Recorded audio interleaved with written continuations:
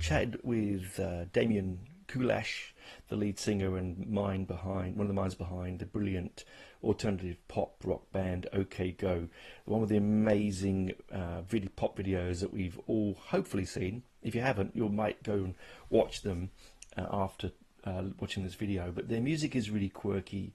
It's a little bit light relief from all the heavy stuff that we tend to listen to, and it has some really interesting nuances to it.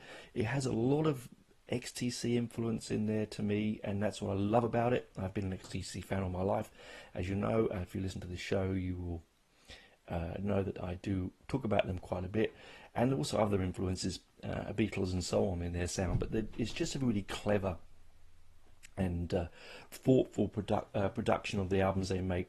They've not made a huge amount because of COVID and raising family, making films and all the sort of stuff that they do, and the videos take a lot of time to make. They're spectacular.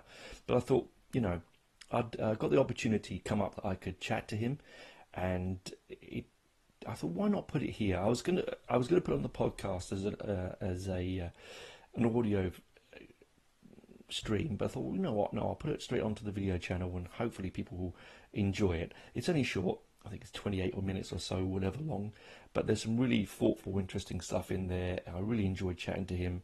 It's a brilliant album. It's maybe not heavy metal, I know, or extreme or anything like that, but it is a light relief, and sometimes you need a bit of light relief. It's, as I said, cracking album. It's out now on all streaming platforms, but we'll chat about that on the video. I won't give too much away, so watch the video and you can get some information. Bye for now. Yeah. Well, thanks for coming on and chatting to us. I can't believe that it's been so many years between this album and the last one. 11 years. Yeah, it's been a long time. It wasn't really intentional. We were just touring, making videos, and which for us is a fairly lengthy and involved process. And then and when we got done, we started up new stuff, but our guitarist had kids, and then I had kids, and both of us are the types of dads who really wanted to be home for the early years, and then there was that pandemic, and then, of course, and then my wife and I directed a film together, a feature film for Apple. So it was a long and lovely process, but it meant that suddenly it was 8 years since our last record, and we had never intentionally, put the band on hold or anything. We just suddenly were that many years past it. And we're like, we better get this record out, I suppose that's, I mean, yeah, I suppose that it's well in the computers, that you do use a lot of computers in your music and your videos, how painful they can be. Like the album itself, I had been listening since its release because it came out recently, and I've been listening to it, and I want to talk to you on a couple of faces. Obviously, the videos, because we all know, we're all completely spellbound by your creativity visually. It's amazing. It's a different level to everyone else. It's a different art. It's an art form unto itself. Thank you. But the music, I was listening to it and I was taken away. I don't know about your influences, but I was hearing XTC. I was hearing Beatles. I was hearing, Talking Heads, you name it, psychedelic furs. It was a great place to be.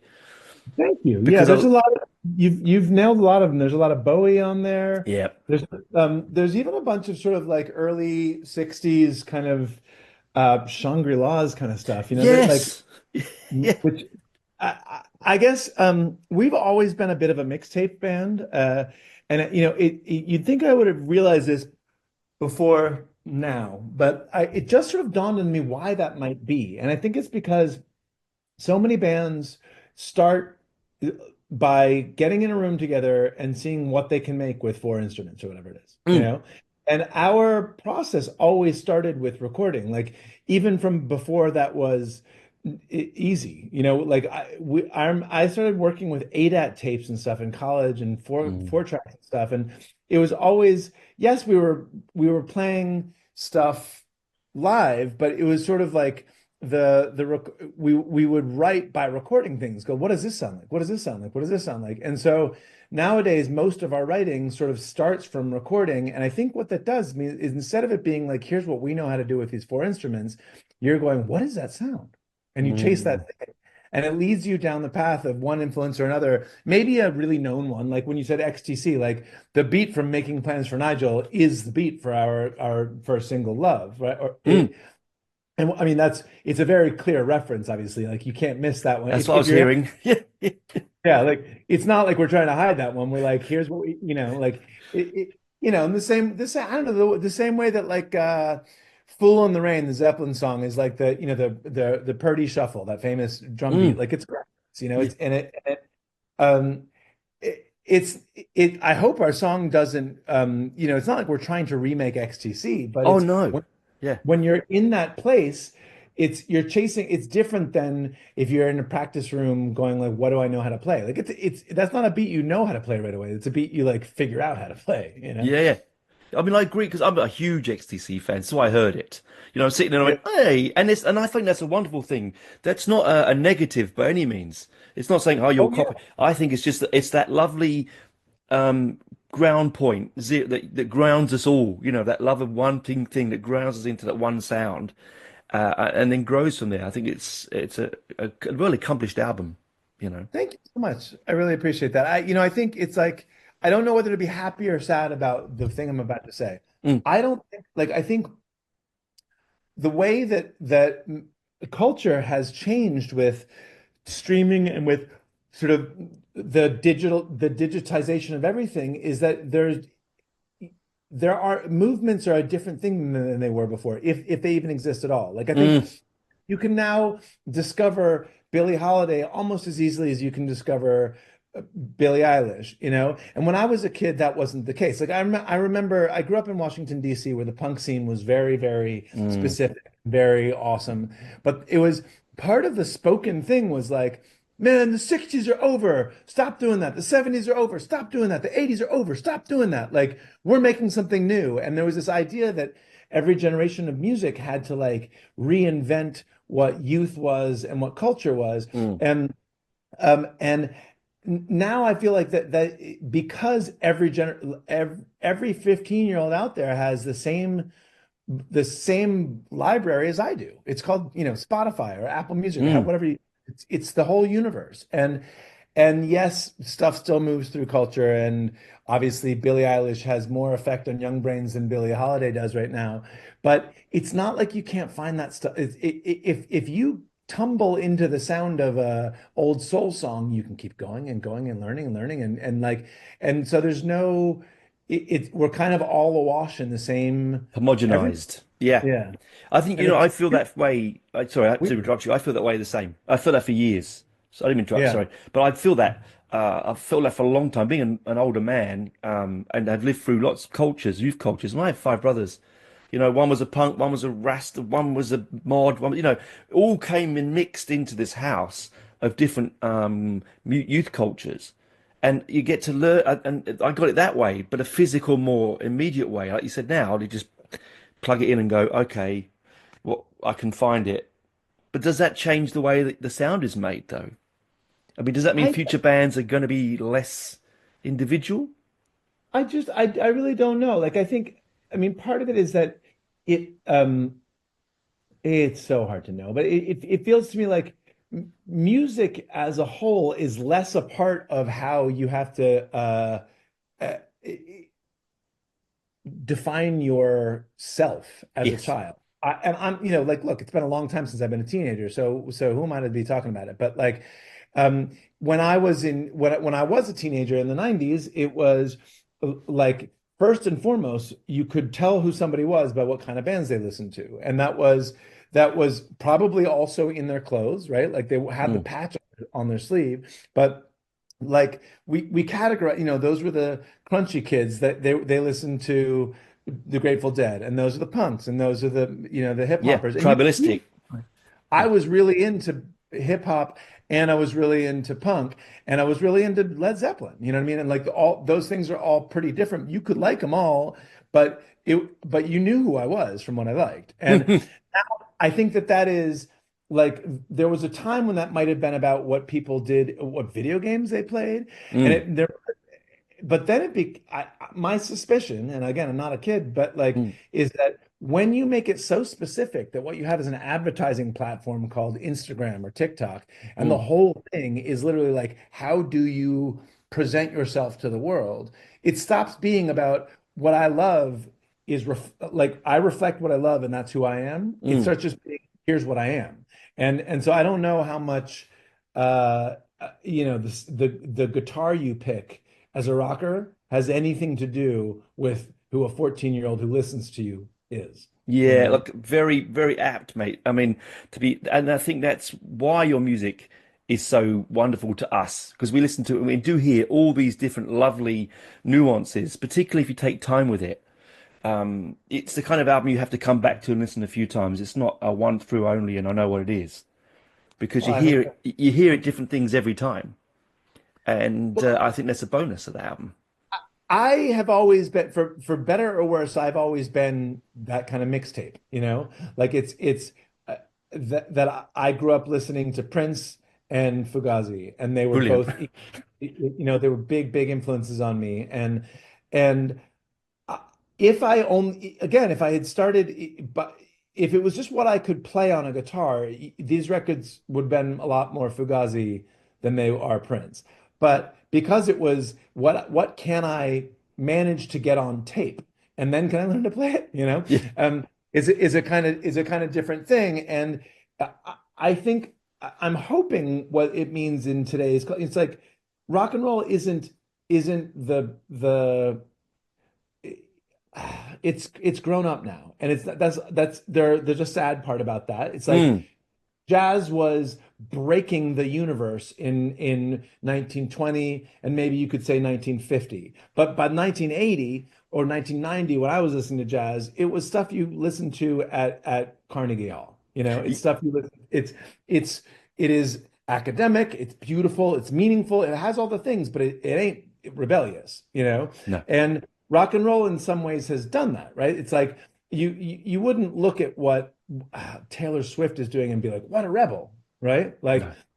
she's a pop star, like Mm. she's a great pop star, and there are great rock bands out there. But even like uh the psychedelic bands from Australia that are breaking the universe right now, with King Gizzard, or psychedelic porn crumpets. Have you listened to Yeah. them at all? Yes. Yes.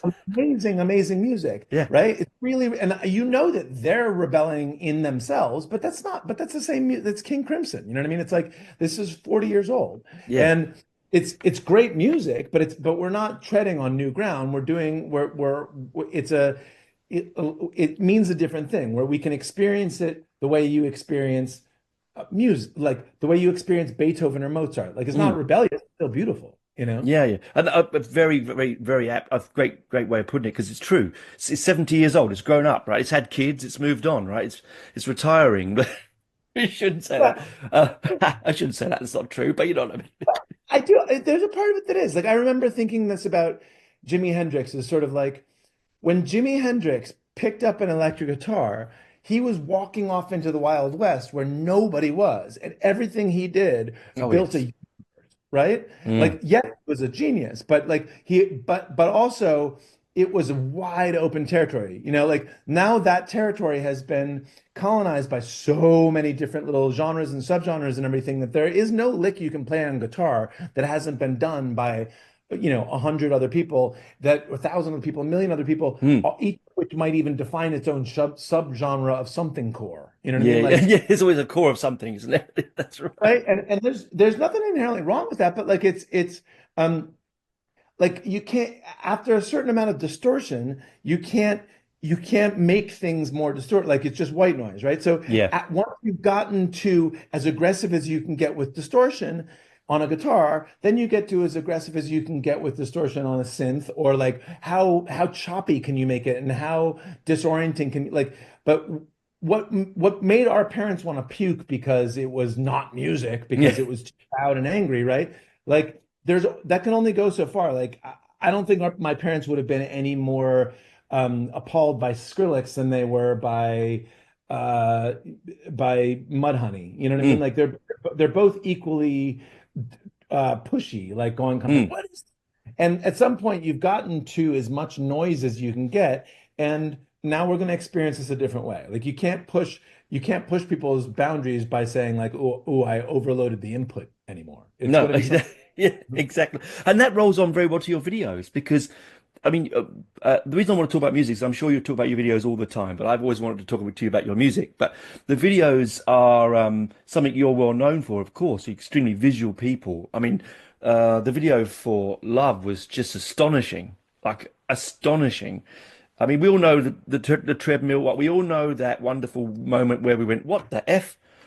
How did they Yeah. do this?" Right? We all remember that moment. I mean, I was talking to I've got a 30-year-old daughter, and I was talking to her about her about it. She goes, "Oh yeah, I remember that come out." Like she remembers it being blowing her mind, right? Like as a younger girl, and the video, like particularly for Love, like the mirrors, the coordination that you had to put in that, it must have been phenomenally stressful.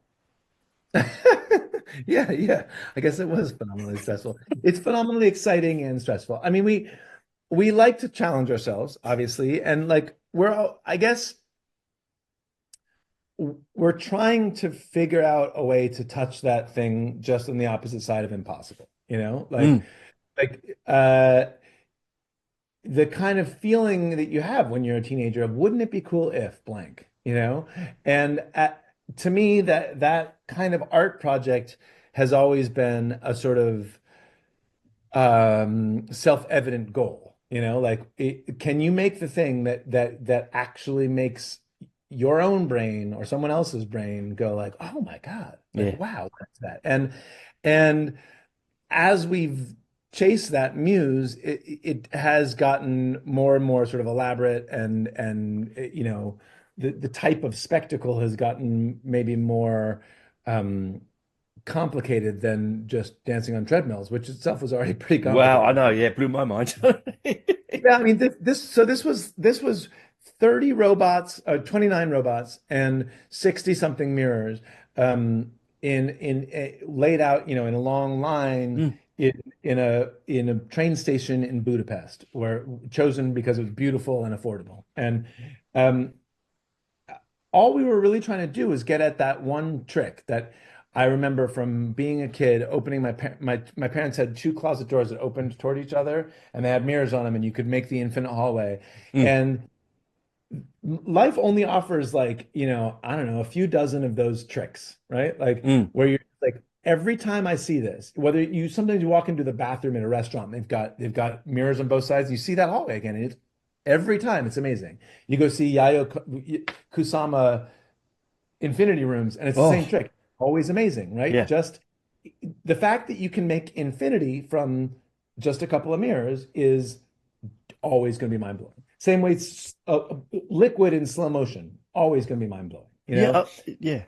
Wow. Like, and so I feel like our videos, people ask us all the time about like where the ideas are from, and it's like the ideas are really simple. It's just a matter of taking the time to play with those things. Like we spent a week in a room with a handful of mirrors, just going, what's every cool mirror trick we can think of, and get a huge bag of tricks, basically. Like what's our big vocabulary of words for this statement? And it's a little bit like learning an instrument or something. It's like, what are the cool sounds I can make with this guitar pedal? You know, what are the cool Mm. sounds I can this synth patch? You figure out what it does, and then you figure out what it says, you know? And if you start with something you know is awesome, like infinity made with mirrors, you will end up with something as awesome. I think that I loved it. I loved it. So, do you know, because it reminded me, I'm a lot older than you, and I remember first seeing Peter Gabriel's Sledgehammer video when it came out, and being completely enthralled that music, because when I was younger, music was just what came out of a box, out of a stereo, right? Top of the Pops was Right. just guys playing band in a band, and then suddenly music videos arrived, and suddenly the art form of adding music to visuals became an extra side of the story, an extra part of the journey.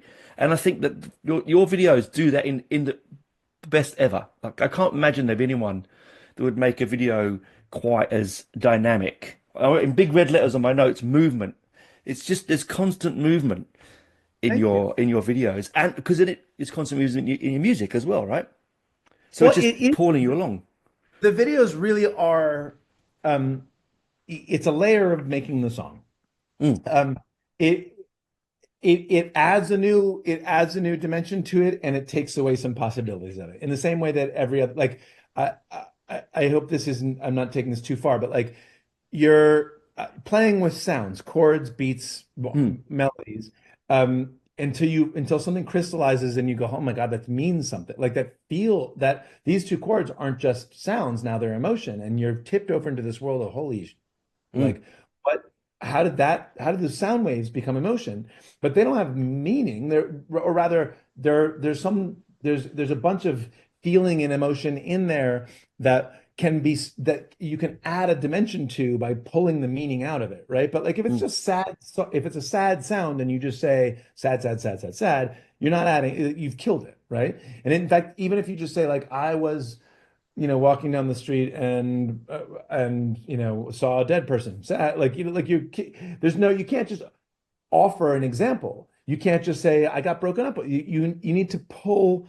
You have to figure out the intellectual part that doesn't kill the emotional part, right? That mm, adds, and but it also does, it does mean that like that ball of emotions, which was both sad and lusty and energetic and sleepy at the same time somehow, now can only have some of those meanings, right? Like because you've it stretched it into a new place, but it also kind of limits some things that it can be. And I would say the video does that again. Like it we're adding this new dimension to this song. It's now visual. It now has this whole universe around it. But you also, when you hear it now, you'll probably see that visual in your mind. Oh, Like, it did. Yes, I was sorry. I was listening to that, going for a walk this morning, and I could see the mirrors.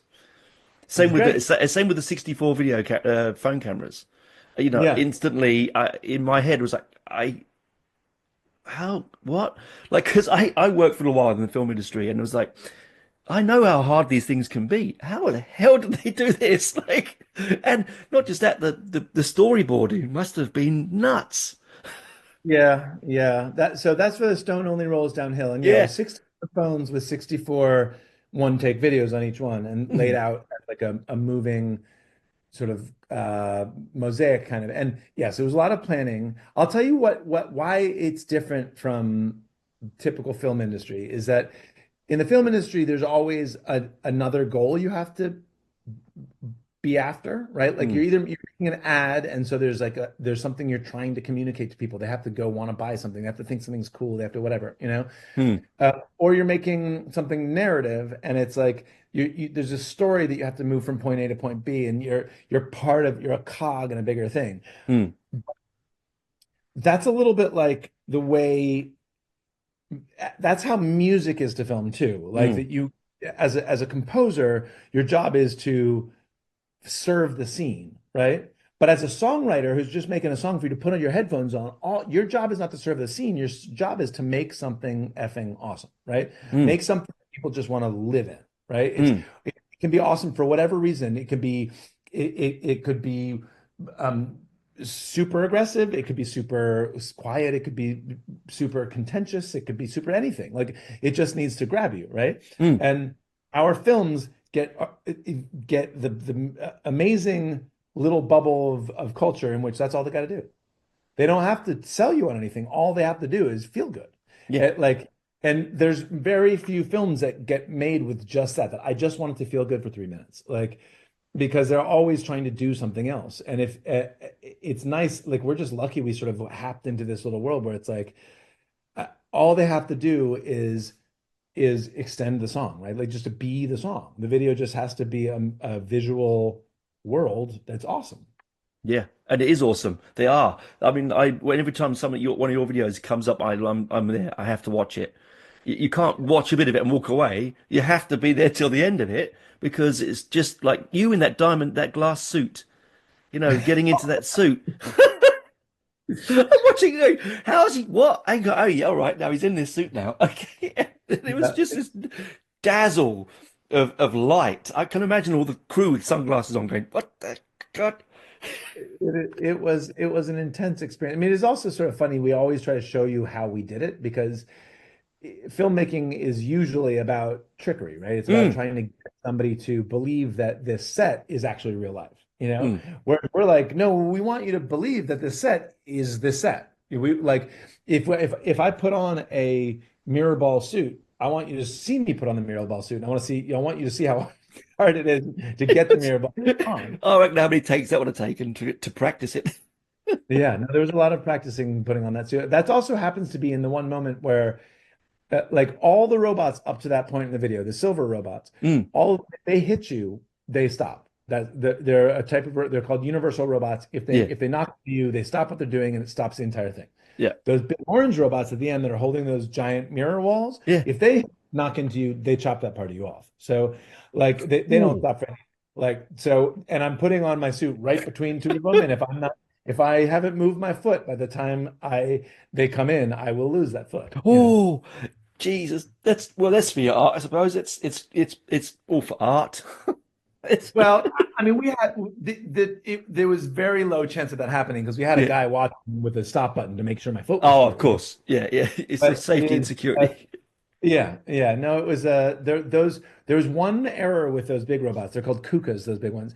There was Mm, one time when there's a wall, one of the five walls of our sort of pentagonal mirror room was operated by humans. The other four were operated by robots. The one that was operated by humans, the cue was wrong, and so the robot wall sliced through it, and it not only cut straight through the wall, but it moved the entire set by 6 inches. Oh, holy crap.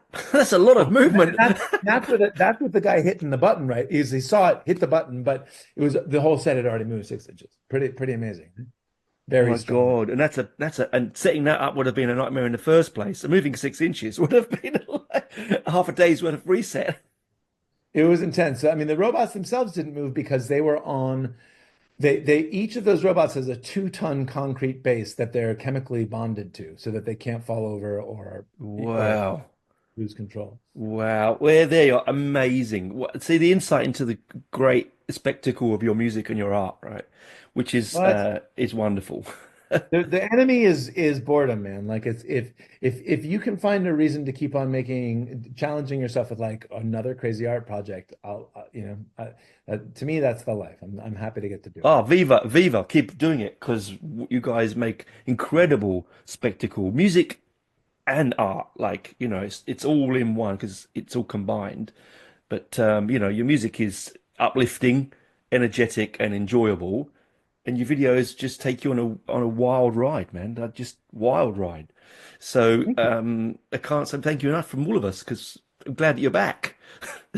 My pleasure. Me too. Yeah, I really am glad that you're back. I mean, you've never been away. You've been busy doing other things, but as an album, though, it's glad to have you back in our collection so we can listen to something different and Thank you something so much. uplifting.